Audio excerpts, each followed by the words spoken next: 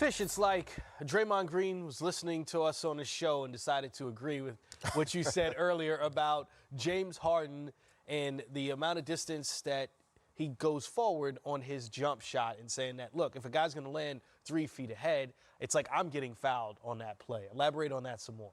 Well, first, yeah, every locker room's tuned in to NBA TV after the game, Chris. I thought you knew that, man. Yeah. Come on. Yeah, no, I mean, and it's James Harden because it's this series, that's the game we're talking about, but just across the league, the discussion about, where is the landing spot? If you're shooting a jumper and you're going straight up and straight down, yes, a defender cannot come into that area and crowd your landing space. But I think there's going to always be a debate when you start to see an offensive player jumping 3 feet forward towards the three-point line and a defender contesting and doing his job and wouldn't bump into you without the forward jump of the offensive player.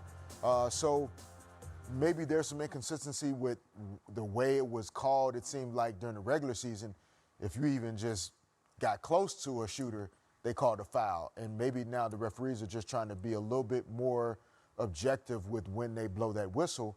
But there's going to be an adjustment in game 2.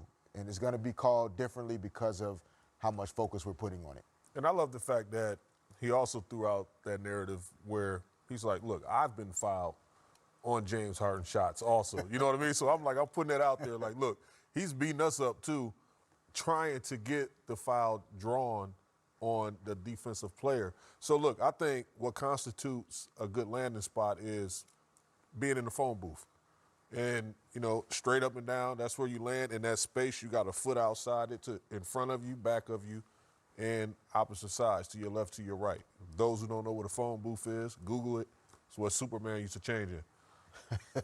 So the Houston Rockets took 29 free throws, by the way. They made 24 of them. So it doesn't seem as if you're looking at the box score for them and thinking, oh, they need to shoot more free throws. Oh, they didn't get to the free throw line enough. Again, we talked about this earlier. It's the rebounding. It's the not taking advantage of the 20 turnovers by the Golden State Warriors. It's Chris Paul only getting up 9 shots and only having 4 assists. It seems like those things, Clint Capella and P.J. Tucker combining for 4 points. Like, those are the places that we should be hearing from the Houston Rockets on what they should be focused on. Yeah, and I think that's the real adjustments that's going to be made, not just the foul call or anything like that. That takes on a life of its own, the officiating crew and how they officiate the games. But the real problem is, look, you guys didn't shoot the ball well. You shot 29% from three-point range, and that's something that you have to be better at, what you just touched on. And your urgency has to be there different, and you have to find a way to, slow down that guy, Kevin Durant. Well, again, what Katie said about feeling more comfortable now than he's ever felt. Like, he's starting to feel that way on both ends of the floor. That is crazy to me. Like, look, this is an MVP, as good as he's two-time been, Finals MVP. And he said, I'm just now like, yeah. Yeah, he said it. And he's well, you guys were with him in his